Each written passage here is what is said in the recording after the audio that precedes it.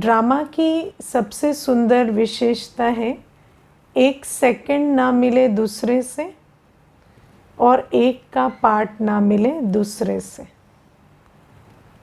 Drama में कभी भी एक सेकंड दूसरे सेकंड जैसा नहीं होगा और एक आत्मा का पार्ट दूसरे के जैसा नहीं होगा। ये ड्रामा की विशेषता है। आज मुझे मुरली में बहुत अच्छी ये बात लगी जो बाबा ने अनेक धर्मों के विषय में बताई।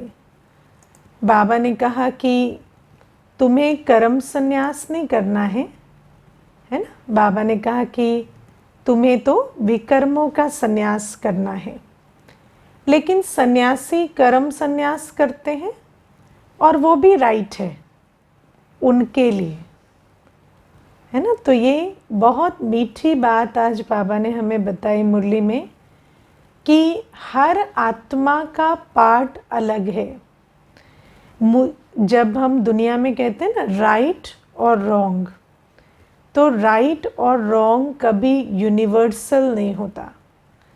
हर आत्मा के लिए राइट और हर आत्मा के लिए रॉन्ग अलग अलग होता है। जिसका जैसा पार्ट है उसकी बुद्धि में उतना ही राइट और रॉन्ग बैठेगा।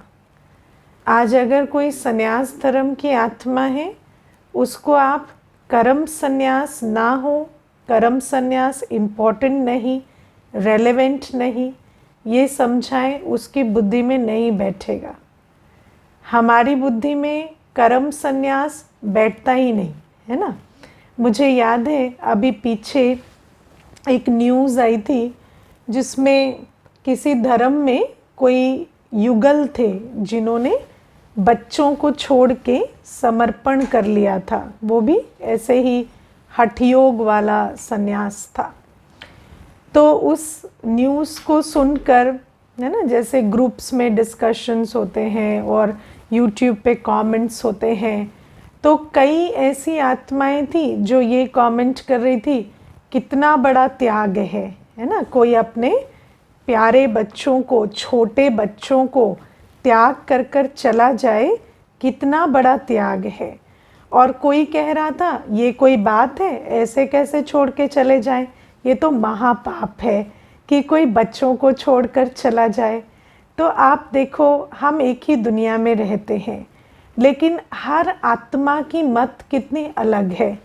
और ऐसा भी नहीं है कि कोई आत्मा विचार करने बैठती है या बहुत सोचती है, लेकिन हम कोई भी घटना सुनते हैं, किसी भी सीन के समक्ष आते हैं, तो हर आत्मा का जो स्वाभाविक रिएक्शन होता है, जो उसके अंदर से एक भावना आती है कि ये बात मुझे ठीक लग रही है, ये बात नहीं लग रही है, वो जो भावना है वो कितनी अलग अलग होती है और सबकी अलग अलग होती है। आज बाबा ने मुरली में एक और बहुत अच्छी बात कही, फीलिंग आनी चाहिए, है ना। तुम्हें फीलिंग आती है कि जो बाबा कह रहे हैं वो सत्य है ना। हम जब पवित्रता का ज्ञान सुनते हैं, हम जब सत्युग का ज्ञान सुनते हैं, तो हमें फीलिंग आती है कि हाँ ये बात तो राइट है, ये बात तो अच्छी है, पवित्र बनना तो अच्छा है।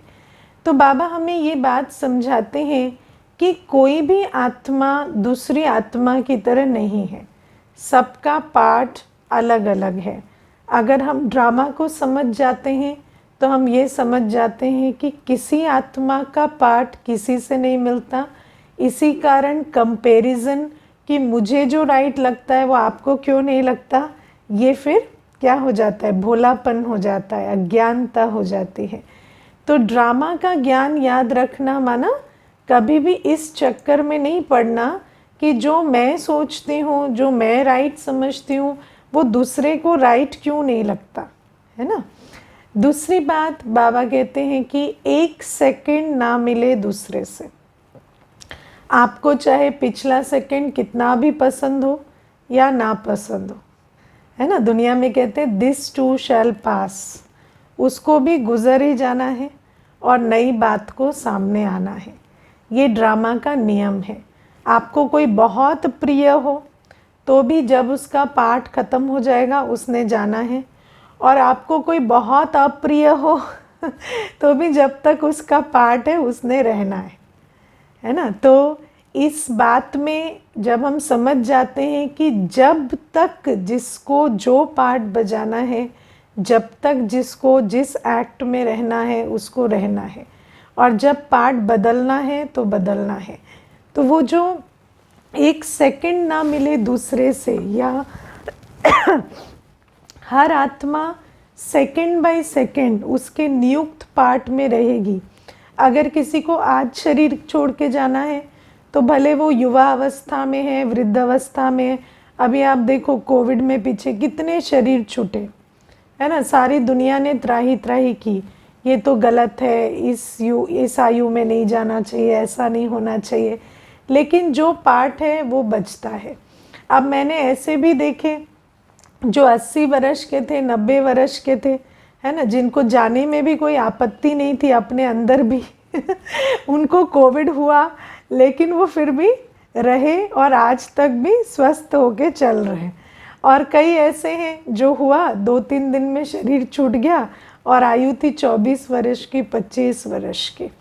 तो बाबा हमें कहते हैं कि ड्रामा में क्या नूंद है ये तुम्हें नहीं पता, इसीलिए ड्रामा में हर सेकंड में जो होता है उसको एक्सेप्ट करने के सिवाय हमारे पास कोई चॉइस नहीं है ना। ये बना बनाया ड्रामा है। तो बाबा हमें ये 2 बातें समझाते हैं कि एक सेकंड ना मिले दूसरे से, एक का पार्ट ना मिले दूसरे से। और जब हम इन 2 बातों को समझ कर चलते हैं तो हमें दुख नहीं होता, क्योंकि दुख हमें कभी ड्रामा की वजह से नहीं होता, क्योंकि ड्रामा तो बना बनाया है और कल्प कल्प हूबहू रिपीट होता है ना। हर कल्प हूबहू रिपीट होता है। ड्रामा एक्यूरेट है, ड्रामा कल्याणकारी है। लेकिन जब हम ड्रामा के ज्ञान को बुद्धि में नहीं रखते तो हमें दुख होता है, क्योंकि हम सोचते नहीं युवा को जीना चाहिए, वृद्ध को जाना चाहिए, है ना, इसको ऐसे चलना चाहिए, बॉस ऐसा होना चाहिए, कोलीग ऐसा होना चाहिए, स्पाउस ऐसा होना चाहिए। तो हम उस चाहिए में परेशान होते हैं। तो बाबा हमें कहते हैं ड्रामा का ज्ञान बुद्धि में रखने से हमारे अंदर दुख की लहर समाप्त हो जाती है। It is what it is, है ना, and until it is destined to be. ना आप जो है उसको परिवर्तन कर सकते, ना जब तक है उसको परिवर्तन कर सकते। तो ये ड्रामा का ज्ञान है, इसको बुद्धि में रखना है। दूसरी बात बाबा कहते हैं हर एक पाठधारी को साक्षी होकर देखो तो दुखों से छूट जाएंगे। देखो यहाँ पर वैसे तो साक्षीपन को हम बहुत अंडरलाइन करते हैं, लेकिन मैं बहुत समय से ऐसा फील करती हूँ कि हम तो शायद क्योंकि हम इतने अटैच्ड होते हैं अपने पर्सपेक्टिव से, अपने दृष्टिकोण से हम इतने अटैच्ड होते हैं कि हम हर एक को भी नहीं देखते हैं। हम तो साक्षी होना तो दूर की बात, हम हर एक को भी नहीं देखते हैं। हमारा जो ये विजन है ना, ये बहुत नैरो है ना। आप देखना कि जैसे अगर एक कमरे में आप कुछ काम कर रहे हैं, बात कर रहे हैं, वहाँ एक छोटा बच्चा है, आप कभी कभी याद भी नहीं रखते वो छोटा बच्चा भी एक आत्मा है एक सोचने, अनुभव करने वाली शक्ति है, आत्मा है। आप उसको भूल जाते हैं, है ना। मुझे एक माता कहती थी कि मेरे और मेरे युगल का झगड़ा होता है तो बच्चे को मैंने बहुत नेग्लेक्ट किया। तो बच्चे को कैसे नेग्लेक्ट किया कि वो तो अब दीदी देखो युगल को कुछ ना मिले टाइम से तो वो तो रिएक्ट करते हैं ना, लेकिन बच्चा तो कुछ नहीं करता। बच्चे को तो खाना भी ना दो तो सो जाता है रो रो के, या बच्चे के ऊपर चिल्लाओ तो ज़्यादा से ज़्यादा रोता है, कुछ और करता नहीं। तो मैंने उस आत्मा के ऊपर अपना सारा जो अंदर का गुबार था वो निकाल दिया। लेकिन आप विचार करो कि वो भी एक आत्मा है, और जो भी वो रिसीव कर रही है, वो उसको अनुभव कर रही है, उसमें हमारा कर्म बन रहा है, उस आत्मा का संस्कार बन रहा है। तो कितनी सारी चीज़ें उसमें हो रही हैं, लेकिन हम कई बार हर एक को देखते भी नहीं। जिनको हम वैल्यूएबल नहीं समझते, जिनकी हमारे दृष्टिकोण में वैल्यू नहीं है, उनको हम नज़रअंदाज कर देते हैं। आप अगर ध्यान से देखेंगे, हम अपने जीवन में एटलीस्ट 70% आत्माओं को नज़रअंदाज करके चलते हैं। आप अगर ऑफिस में काम करते हैं तो आप एक कोलीग, एक बॉस के अलावा दूसरों को नज़रअंदाज कर देते हैं। आप अगर घर में हैं तो जो हेल्प्स आपके लिए काम करते हैं, उनके साथ सिर्फ क्या संबंध होता है, ये काम करते हैं, पैसे लेते हैं, लेकिन वो एक आत्मा है, उसको हम बिल्कुल नज़रअंदाज कर देते हैं कि उनके साथ जो हमारा इंटरेक्शन है उसमें कर्म बन रहा है, उसमें दुख सुख की लेन देन हो रही है, उस बात को हम बिल्कुल नज़रअंदाज कर देते हैं।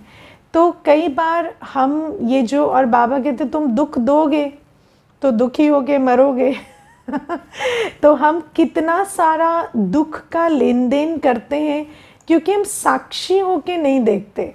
अगर आज हम थोड़ा सा विचार करें कि साक्षी होकर ना देखना मतलब, साक्षी होकर ना देखना मतलब हमारे आँखों पर हमेशा एक देहाभिमान का चश्मा चढ़ा हुआ है। तो साक्षी अवस्था मतलब जो जैसा है वैसा मुझे दिखता है, और मैं वो जो जैसा है उसका नॉलेजफुल होके रिस्पॉन्ड करती हूँ।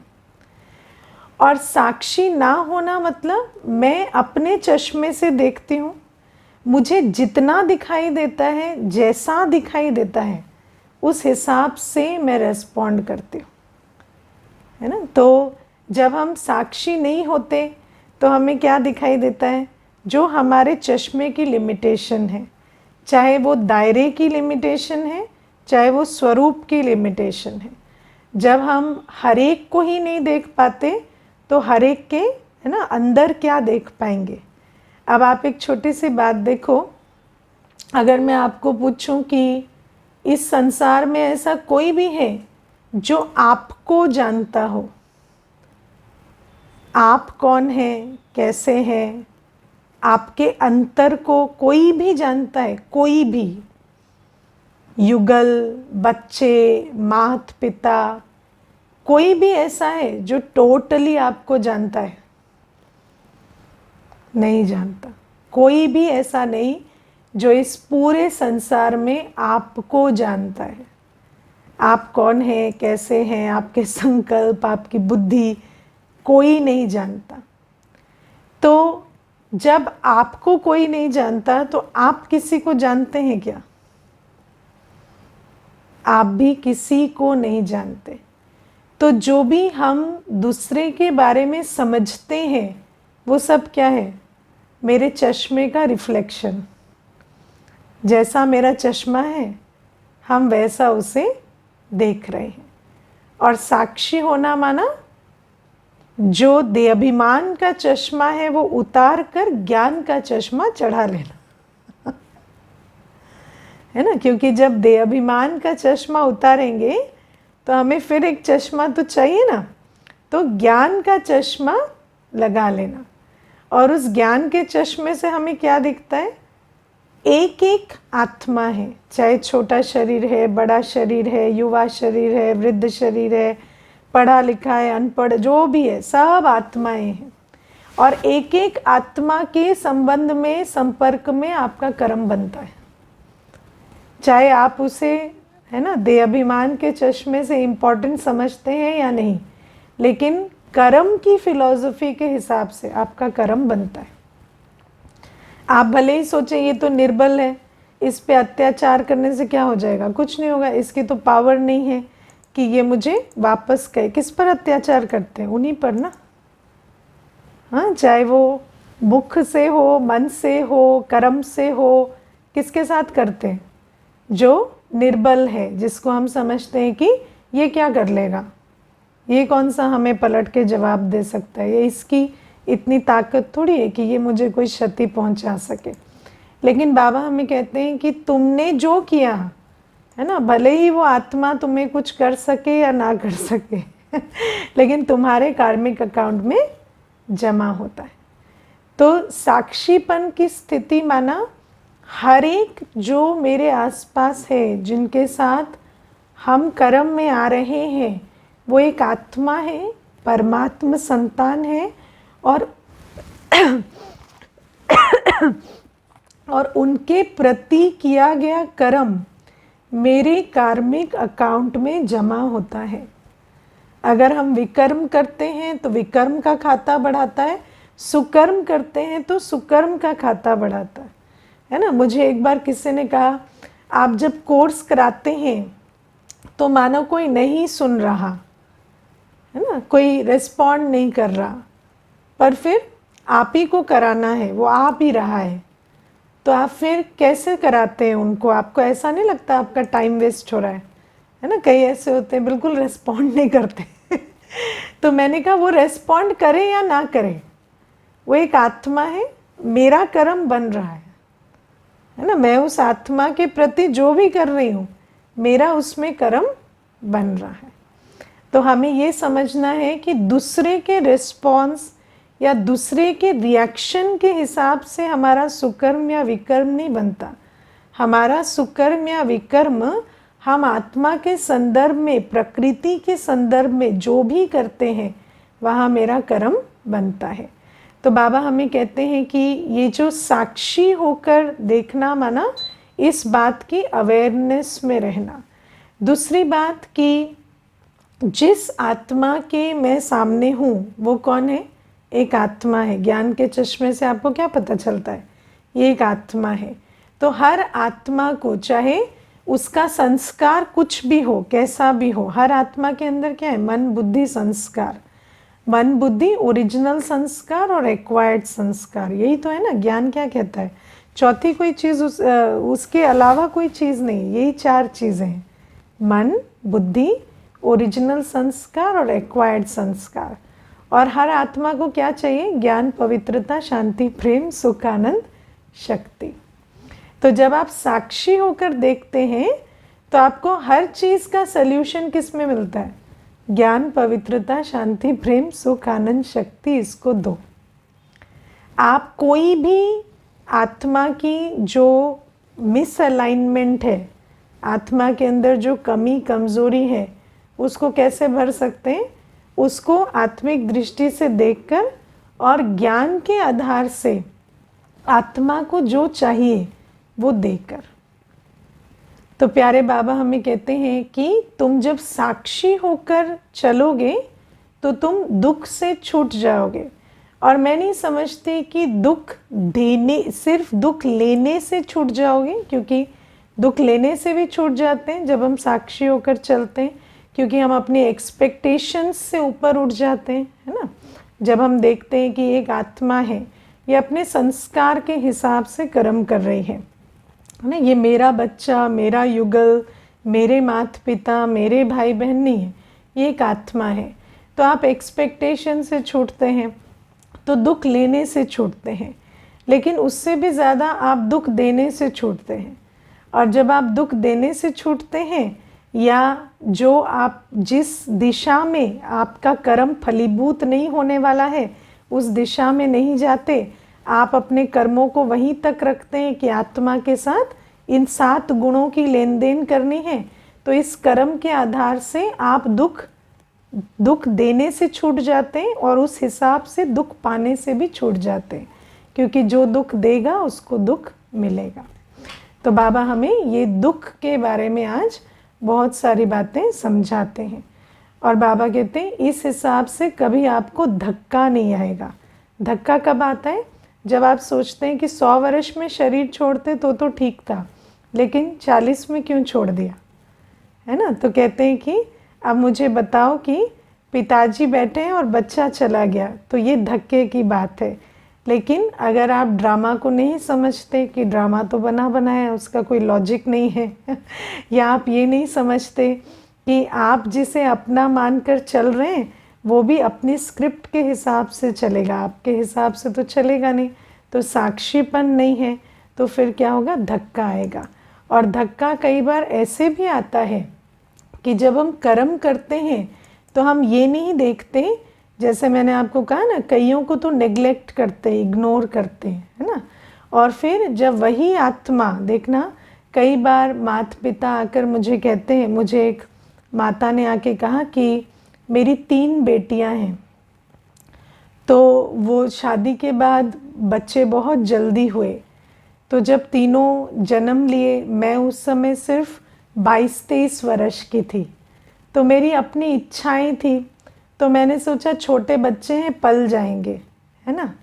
तो उन्होंने कहा कि मैं इस बात को मानती हूँ कि कम से कम भी जब तक वो 15 वर्ष के हुए मैंने उनको कभी ध्यान नहीं दिया तीनों को, और जब वो 15 वर्ष की हुई तब तक मेरी भी कुछ मैच्योरिटी आ गई थी, तो उसके बाद से मैंने उनको पढ़ाना लिखाना सब कुछ शुरू किया।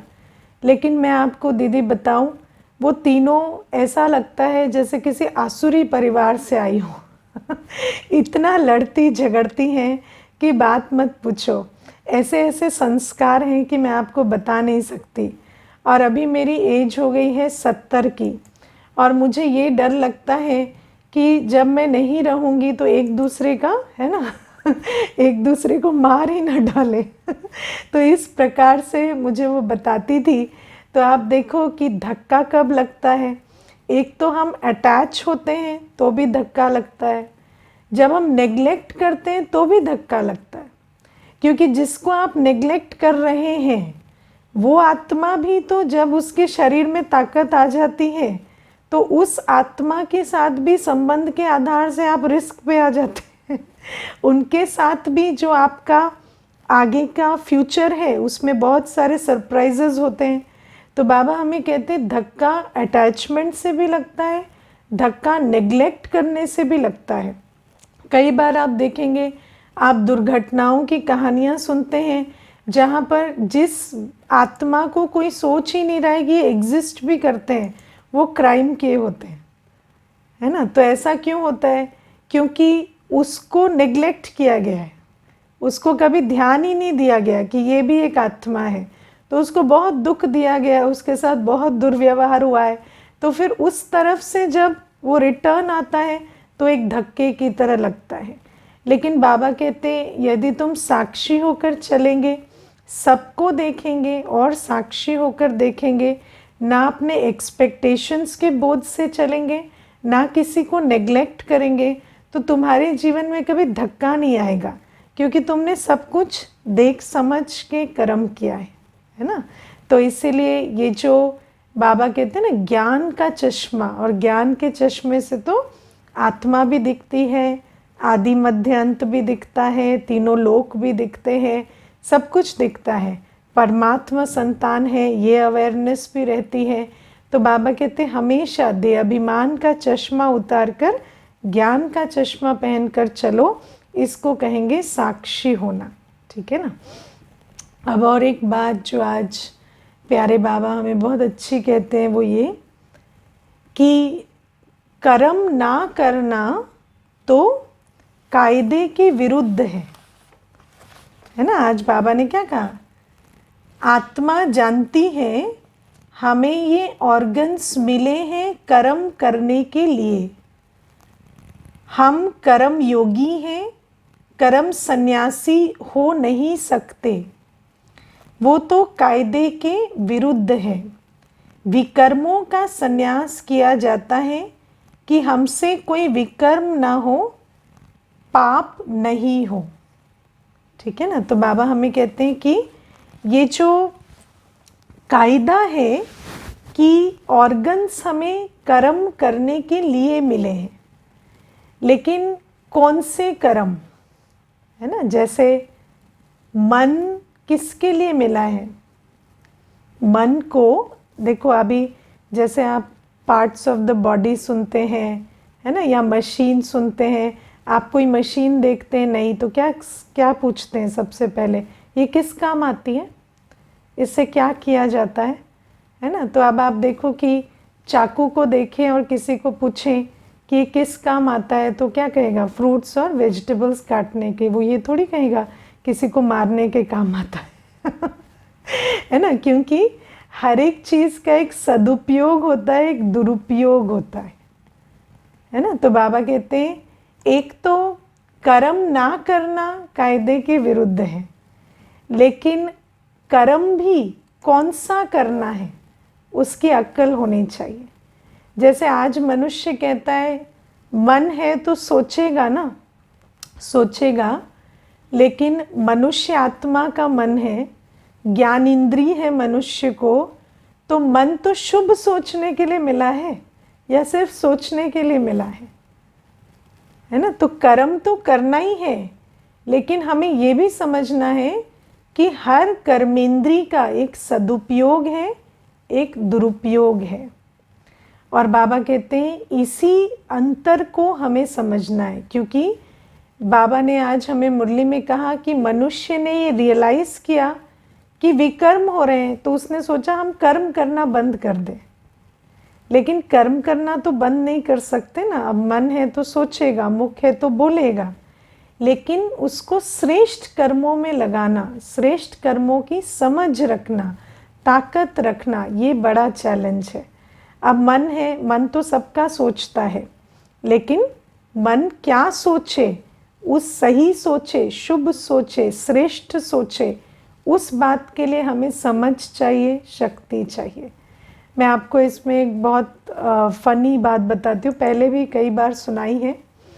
तो एक बार क्या हुआ कि रमेश भाई साहब और उनके मित्र बैठे थे।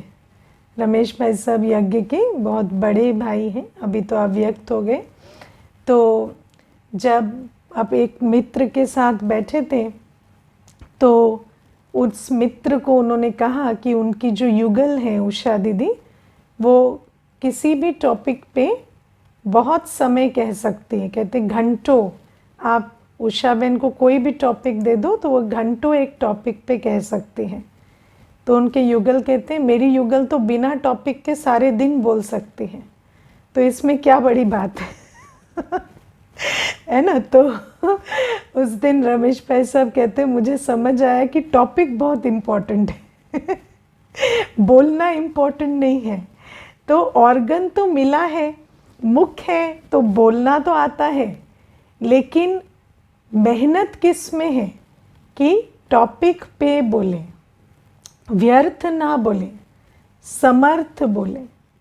तो बाबा हमें कहते हैं तुम्हें कर्मों का संन्यास करना कायदा भी नहीं है और पॉसिबल भी नहीं है ना। कर्मों का संन्यास क्यों करना है, लेकिन विकर्मों का संन्यास करना है।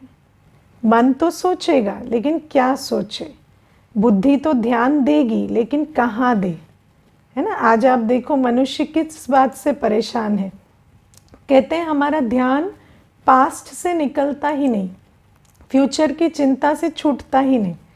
आज आप एंग्जाइटी को अगर स्टडी करेंगे तो एंग्जाइटी का इशू क्या है, यही है कि जहाँ ध्यान लगाते हैं वहाँ लगता नहीं है, और जहाँ से निकालना चाहते हैं वहाँ से निकलता नहीं है। तो बाबा हमें कहते हैं कि मन है, बुद्धि है, तो कर्म संन्यास तो करना नहीं है, लेकिन कहाँ लगाना है जिससे हम कंट्रीब्यूट करें इस संसार को, इसके बजाय कि हम संसार का बोझ बने या नेगेटिव एनर्जी के कंट्रीब्यूटर बने। तो बाबा हमें कहते हैं कान तो सुनेंगे, लेकिन क्या सुनते हैं, क्योंकि जो हम सुनेंगे वो हम बनेंगे। मुख तो बोलेगा, पर क्या बोलते हैं। तो ये जो कर्म है जो स्वतः चलते हैं, इन कर्मों को भी हमें बहुत अटेंशन से विकर्म बनने से रोकना है। तो ये बाबा ने आज बहुत सुंदर बात बताई। और प्यारे बाबा हमें आज कहते हैं कि जैसे बाजा कैसा है वो इम्पोर्टेंट नहीं है, बजाने वाला इम्पोर्टेंट है ना। तो ये हमें समझना है कि कई बार, मैं आपको बहुत एक नई रिसेंट की बात बताती हूँ। एक कन्या आई थी, तो 15-16 वर्ष की थी। तो उसके अंदर ये बैठ गया था मैं सुंदर नहीं हूँ, है ना, मेरी शक्ल अच्छी नहीं है। आजकल तो बच्चों में ये बहुत होता है, बच्चों में क्या सभी में होता है, तभी बच्चों में भी होता है। तो जब वो कहने लगी मैं सुंदर नहीं हूँ, मेरी शक्ल अच्छी नहीं है, तो मैंने उसको कहा वहाँ देखो मिरर रखा है, लेके आओ। तो लेकर आई, तो मैंने कहा अभी स्माइल करो।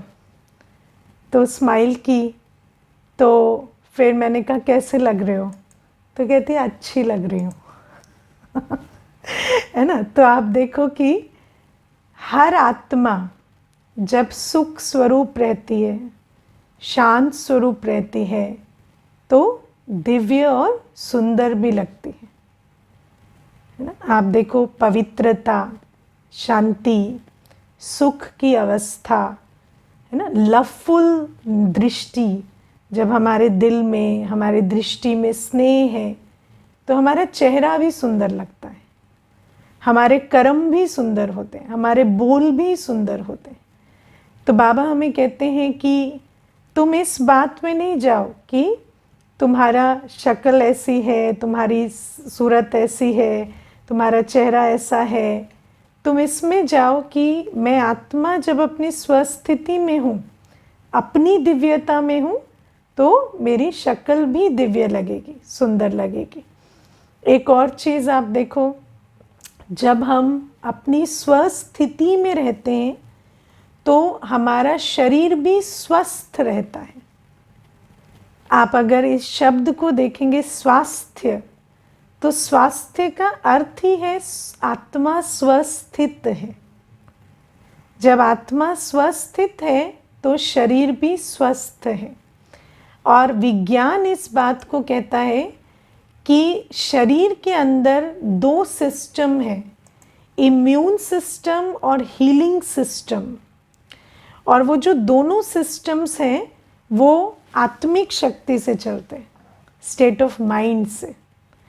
तो बाबा हमें कहते हैं तुम्हारा बाजा उतना ही अच्छा है जितने तुम अच्छे हो। चाहे वो स्वास्थ्य की बात हो, कर्म की बात हो, सुंदरता की बात हो, सब चीज़ें इसी से रिलेटेड है। तो बाबा हमें कहते हैं आत्मा मुख्य है, इसीलिए कुछ भी हो जाए तुम आत्मा अपने आप को नहीं भूलो, और अपने अंदर वो जो रिचार्ज है रोज़ वो करना नहीं भूलो, है ना। क्योंकि ज्ञान योग का घृत नहीं पड़ेगा तो आत्मिक ज्योत जगेगी कैसे। तो ये भी समझ कर चलना है ना। एक बहन ने देह अभिमान का अर्थ पूछा है, वो किसी और क्लास में सुनेंगे, लंबा टॉपिक है ना। अच्छा, और एक चीज़ है, आज बाबा कहते हैं कि एक रस और लवलीन रहेंगे यदि एक बाबा की याद में रहेंगे, है ना। मैं अभी एक दिन सोच रही थी कि जैसे जूम पे सब बैठे होते हैं ना, तो जब योग करती हूँ तो सबको देखती भी रहती हूँ, तो आंखें एकाग्र नहीं होती, है ना। आंखें भी इधर उधर भटकती हैं फिर, क्योंकि सबको देख रहे हैं और सबकी अवस्था अलग अलग है, तो फिर अवस्था भी एक जैसी नहीं होती कई बार। तो आप सोचो कि जब हम अनेकों को देखते हैं तो दृष्टि एकाग्र नहीं होती, तो जब अनेकों को मन बुद्धि में रखेंगे तो स्थिति एकाग्र कैसे होगी, क्योंकि सब वैरायटी है। तो बाबा हमें कहते हैं कि जो एक रस है उसी एक को देखेंगे, जो लवफुल है, जो प्रेम का सागर है, उसी एक को याद करेंगे तो लवलीन रहेंगे, तो एक रस रहेंगे। और जब देखेंगे अनेकों को, बुद्धि में अनेकों को रखेंगे, या जिनकी अवस्था ऊपर नीचे होती है, जो कभी, है ना, लव से इधर उधर हो जाते हैं, उनकी स्थिति लवफुल नहीं रहती, उनके साथ बुद्धि योग रखेंगे तो हम लवलीन कैसे रहेंगे, एक रस कैसे रहेंगे।